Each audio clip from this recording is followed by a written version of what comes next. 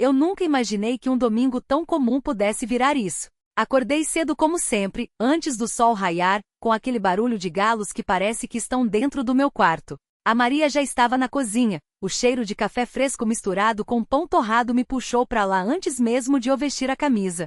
Ela sempre acorda mais cedo que eu, diz que precisa de um tempo sozinha antes da correria do dia. Não reclamo, gosto desse silêncio da madrugada, só o som da colher mexendo a panela e o rangido da cadeira de madeira quando eu me sento. Toma, está quente, ela disse, empurrando a xícara para mim. O café estava forte, do jeito que eu gosto, quase amargo. Não trocamos muitas palavras naquela hora, nunca trocamos. É como se a gente já soubesse tudo que o outro ia dizer. Eu mastigava o pão com manteiga, olhando pela janela o céu ainda escuro, mas com aquele tom roxo no horizonte que anuncia o dia. O relógio da parede marcava 5:30. Em 2 horas estaríamos na congregação. A gente mora perto da sala de cultos, uns 10 minutos a pé. Não precisava pressa, mas a Maria sempre arruma tudo com antecedência. Ela passou a camisa branca que eu ia usar, engomada direitinho, e colocou meus sapatos pretos do lado da cama. Eu não gosto de engomar, nunca aprendi direito, então ela faz. Às vezes acho que é mais por ela do que por mim, porque diz que homem de Deus tem que estar apresentável. Não discuto. Tomamos café juntos, depois ela foi se arrumar e eu fiquei na varanda olhando a rua vazia. O vento estava fresco, daquele jeito que faz a gente pensar que o dia vai ser bom. Não tinha nada de diferente naquele domingo. Ou pelo menos eu achava. Chegamos na sala antes da maioria. A Maria cumprimenta as irmãs, eu apertei a mão dos irmãos, trocamos a paz do Senhor aqui e ali. O lugar já estava com aquele cheiro de madeira envelhecida e Bíblia, misturado com o perfume barato que algumas irmãs usam. As cadeiras de madeira rangiam quando a gente se sentava. Eu gosto desse som, parece que a sala está viva. O culto começou como sempre, um hino, uma oração, outro hino. A gente canta sem acompanhamento, só as vozes, e às vezes sai um pouco desafinado, mas ninguém liga. O importante é o coração, como o irmão João sempre diz. Ele estava dirigindo o culto aquele dia, um homem sério, de voz grave, que parece que cada palavra sai com peso. Lia o Salmo 23, aquele que todo mundo conhece. O Senhor é meu pastor, nada me faltará. Eu fechei os olhos, como faço sempre, tentando prestar atenção em cada verso. Foi no meio do segundo hino que senti algo estranho. Primeiro foi como se meu braço esquerdo ficasse pesado, como se alguém tivesse colocado um saco de areia em cima dele. Abri os olhos e olhei para baixo. O braço estava caído no banco, a mão aberta, os dedos um pouco tremidos. Tentei levantar, mas não obedeceu. Foi aí que o medo veio, daquele jeito quieto que sobe pela garganta. Maria, sussurrei, puxando sua manga com a mão direita. Ela virou para mim, ainda cantando, e quando viu meu rosto parou. O que foi? Perguntou baixo. Meu braço, falei, tentando mover de novo. Não adiantou. Ela olhou pro meu braço, depois pro meu rosto, e seus olhos se arregalaram. Não precisei dizer mais nada. Ela já tinha entendido. Irmão João. Ela chamou, levantando a mão. A voz saiu mais alta do que ela queria, e algumas pessoas viraram para olhar. O irmão João parou de ler e nos olhou, confuso. O que foi, irmã? É o meu marido. Acho que ele não está bem. Não sei como, mas em segundos tinha uma roda de pessoas ao meu redor. Mãos me segurando, vozes perguntando o que tinha acontecido. Eu tentava falar, mas as palavras não saíam direito. Minha boca estava entortada, como se eu tivesse dormido de lado e acordado com o rosto dormente. O lado esquerdo do corpo todo parecia que não era meu. Ele está tendo um derrame, alguém disse. Não sei quem. A voz parecia vir de longe. O irmão João se ajoelhou na minha frente, colocou a mão na minha testa. Irmão Antônio, você está nos ouvindo? Tentei assentir, mas não sei se consegui. Minha visão estava turva, como se eu estivesse olhando através de um vidro sujo. As vozes se misturavam, o medo apertava meu peito. Alguém disse que tinha que me deitar. Mãos me seguraram, me abaixaram com cuidado no chão frio da sala. Eu sentia o cheiro da madeira mais forte agora, misturado com o suor das pessoas ao redor. Alguém tirou meu paletó, afrouxou. A gravata. O ar entrou melhor nos pulmões, mas a dor no braço esquerdo não passava. Era como se alguém tivesse enfiado uma faca lá dentro e torcido devagar. Tentei mover os dedos, mas eles não obedeceram. Só o direito se mexeu fraco, como se estivesse preso em lama. Alguém chamou a ambulância? Perguntou o irmão João, a voz mais alta que as outras. Já está vindo, respondeu uma mulher. Não reconheci quem era. O chão de tábuas grossas machucava minhas costas.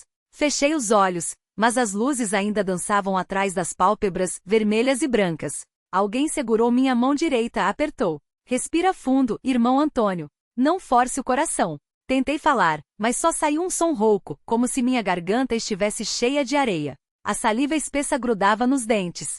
Alguém enxugou meu rosto com um pano úmido. O frio da água me acordou um pouco mais. Ele está pálido demais, disse uma voz masculina. Deixa ele quieto, pelo amor de Deus, respondeu outra. O barulho dos passos se misturava com o rangido das cadeiras sendo arrastadas. Alguém rezava baixo, as palavras embaralhadas. Senti o cheiro de café queimado vindo da cozinha, misturado com o de cera de chão. O irmão João ainda estava agachado ao meu lado, os lábios movendo-se sem som. Depois, ele segurou meu pulso com dedos grossos, contou algo que não entendi. O pulso está fraco, mas está batendo, falou para alguém atrás de mim. Uma dor aguda atravessou minha têmpora esquerda. Gemi, e dessa vez o som saiu mais alto. Alguém segurou minha perna, como se quisesse me impedir de me debater. Calma, irmão. Já estão chegando. Ouvi a sirene antes de ver as luzes azuis atravessando as janelas. O som cresceu, depois parou de repente. Portas bateram, vozes estranhas se aproximaram. Mãos desconhecidas me tocaram, viraram meu rosto para um lado. Senhor Antônio? O senhor me ouve? Era uma mulher, a voz clara e rápida. Abri os olhos e vi um rosto jovem, máscara azul, cabelos presos para trás. Ela brilhava uma lanterna nos meus olhos, um de cada vez. Ele está consciente, mas desorientado, disse para alguém ao lado. Pressão? 180 por 110. Mãos me levantaram com cuidado, colocaram algo duro debaixo do meu pescoço. Senti o cheiro de álcool quando limparam meu braço. A agulha entrou sem que eu percebesse direito. O soro esquentou minha veia, subiu pelo braço como um fio de fogo morno. Vamos levá-lo agora, senhor Antônio. O senhor vai ficar bem. Tentei dizer que não era para se preocuparem, que isso ia passar. Mas minha língua não formava as palavras. Só consegui piscar, devagar. Eles me colocaram numa maca, amarraram faixas no meu peito, nas pernas. O teto passou rápido acima de mim, as lâmpadas se misturando às manchas na minha visão. O irmão João veio andando ao lado, a mão no meu ombro. Vamos rezar por você, disse ele. Não respondi. Não tinha forças nem para isso. A ambulância cheirava a plástico e desinfetante. O motor ligou, e o chão tremeu debaixo de mim. A dor no braço esquerdo agora era um peso, como se alguém tivesse pendurado um saco de pedras nele. Fechei os olhos de novo. Senhor Antônio, mantenha-se acordado, por favor. A voz da moça era firme, mas não irritante. Tentei obedecer, mas as pálpebras pesavam toneladas. As luzes azuis giravam no escuro atrás das minhas retinas. Seu nome completo? Antônio, a garganta doía. Antônio Silva Oliveira. Idade? 62. Tem algum parente, algum familiar para contatar? Pensei na Maria. Ela estaria na casa da filha agora, ajudando com o neto. Não queria que soubesse assim. Minha esposa, Maria Oliveira. Telefone? Não lembrava o número. Nunca precisava decorar, estava sempre no celular. Tentei mexer a mão direita, apontar para o bolso, mas não tinha certeza se o gesto saiu certo. Depois a gente vê, disse a moça. Agora só precisa ficar tranquilo. O barulho da estrada, o ronco do motor, as vozes pelo rádio. Alguém segurou minha mão de novo, dessa vez com luvas. A dor no peito tinha diminuído, mas agora era como se meu corpo todo estivesse enchendo de chumbo. Chegando, avisou o homem da ambulância. Portas se abriram. Ar frio entrou misturado com cheiro de hospital. Rodinhas rangendo, vozes chamando por mim. Derrame isquêmico, pressão alta, lado esquerdo a fé. A luz do corredor passava em flashes enquanto me empurravam, cada solavanco na maca doendo como se meu cérebro batesse contra o crânio. Alguém gritou números 180 por 110. E uma máscara de oxigênio foi pressionada no meu rosto. Tentei respirar fundo, mas o ar parecia grosso, como se estivesse engolindo água. Senhor Oliveira? Me ouve. Uma voz feminina perto do meu ouvido. Abri os olhos, mas só vi vultos brancos e um teto com lâmpadas piscando. Aperte minha mão se entender. Tentei. Os dedos não obedeceram. Só o polegar mexeu fraco, como se não fosse meu. Ele reagiu. Alguém disse. Depois veio a agulha. Não doeu no começo, só um frio queimando no braço, subindo pela veia. Em seguida, uma dor aguda atrás dos olhos, como se alguém tivesse cravado um prego na minha cabeça. Gemi, mas não saiu som. Calma, senhor Oliveira. É o trombolítico. Vai ajudar a dissolver o coágulo. As palavras se misturavam. Asterisco trombo. Coágulo, asterisco lembrei do médico falando algo sobre pressão, anos atrás. Controle o sal, senhor Oliveira. Pare de fumar. Eu tinha rido, prometido, depois esquecido no primeiro churrasco com os amigos. A tomografia já tá saindo, disse um homem. Vamos ver o tamanho da área afetada. Fecharam as cortinas ao meu redor. O cheiro de álcool e plástico enchia o nariz. Tentei mover a perna esquerda só para testar, mas era como se ela não existisse mais. O pânico veio devagar, como uma maré subindo. Asterisco, e se eu ficar assim? E se não conseguir mais trabalhar? Quem vai pagar as contas? Asterisco. Maria, murmurei, ou pensei que murmurei. A boca não colaborou. Alguém segurou meu ombro. Sua esposa já foi avisada. Ela tá vindo. Asterisco Maria. Asterisco imaginei ela correndo pelo hospital, o cabelo presilhas soltas, a bolsa batendo no quadril. Ela ia chegar ofegante, com aquele jeito dela de morder o lábio quando ficava nervosa. Ia segurar minha mão e fingir que não estava com medo, mesmo com os olhos cheios d'água. Pressão caindo, anunciou uma enfermeira. 160 por 95. O peso no peito aliviou um pouco, mas a cabeça latejava como se fosse explodir. Fechei os olhos e vi o rosto do meu filho, o Caio, aos 16 anos, com aquele sorrisinho irônico que ele herdou não sei de quem. Asterisco pai, relaxa, não é tão grave assim. Asterisco sempre dizia isso, mesmo quando era. Onde ele estava agora? Na escola? No videogame? Será que alguém já tinha ligado para ele?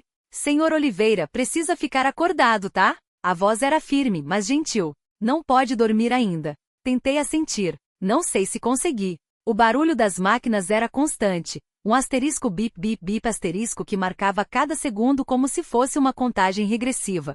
Alguém ajustou o soro, e o líquido gelado escorreu mais rápido pelo meu braço. Senti náusea, mas engoli em seco. A tomografia confirmou, disse um médico baixinho, como se não quisesse que eu ouvisse. Infarto cerebral no território da artéria cerebral média esquerda. Vamos monitorar a evolução.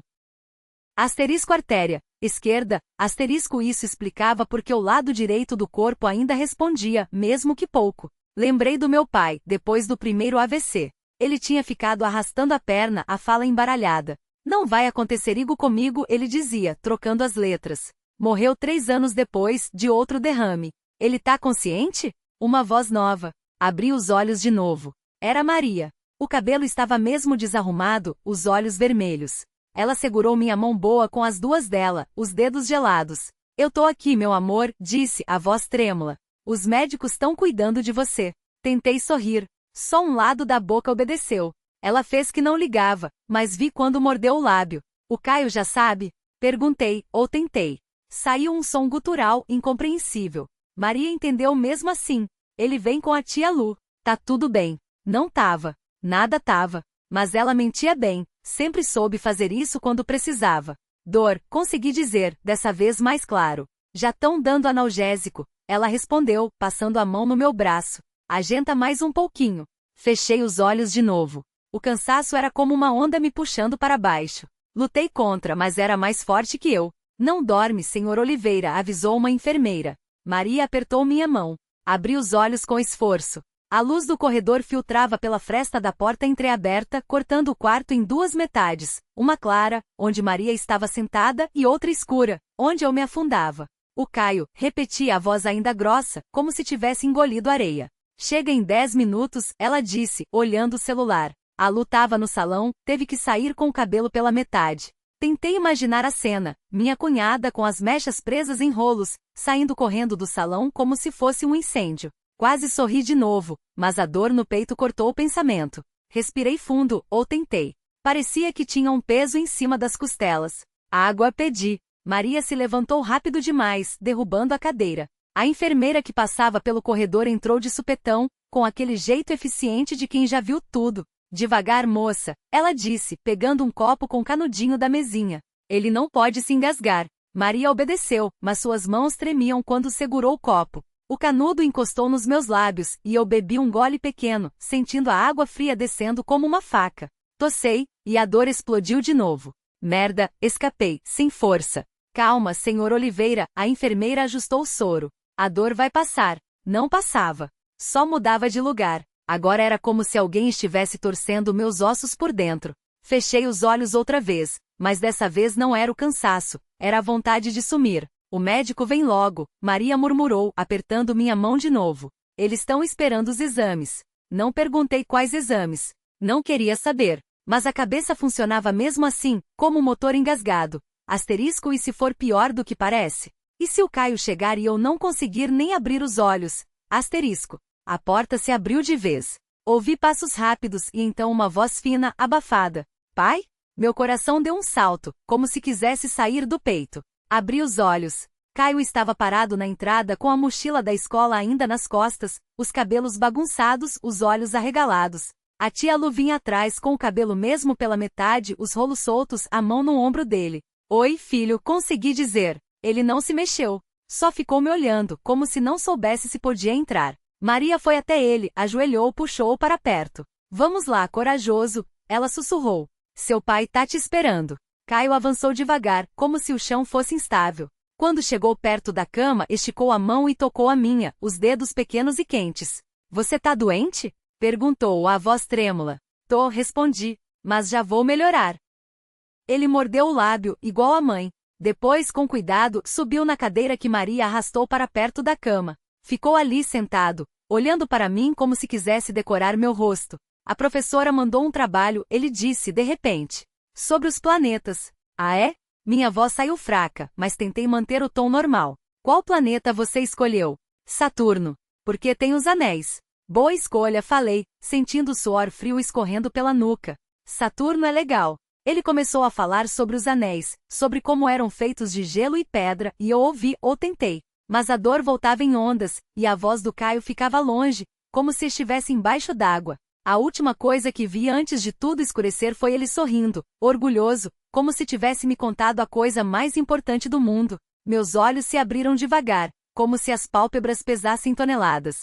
A luz do quarto estava diferente, mais fraca, filtrada por uma cortina que não era a minha. Virei a cabeça e vi Caio dormindo na cadeira ao lado da cama, o rosto apoiado no braço, o caderno de Saturno ainda aberto no colo. Tentei me mexer, mas uma pontada aguda no lado esmagou o ar dos meus pulmões. Gemido baixo, entrei os dentes. Foi o suficiente para ele acordar com um sobressalto, os olhos arregalados. Mamãe! A voz saiu aflita, mas logo se acalmou quando me viu acordada. Você voltou. Voltei e murmurei, estendendo a mão. Ele a pegou como se fosse a coisa mais preciosa do mundo. O médico disse que você vai ficar boa. Apertei seus dedos, sentindo o tremor nos meus. E o trabalho? Acabou? Ele balançou a cabeça, sorrindo de novo. Ainda não. Mas agora você pode me ajudar.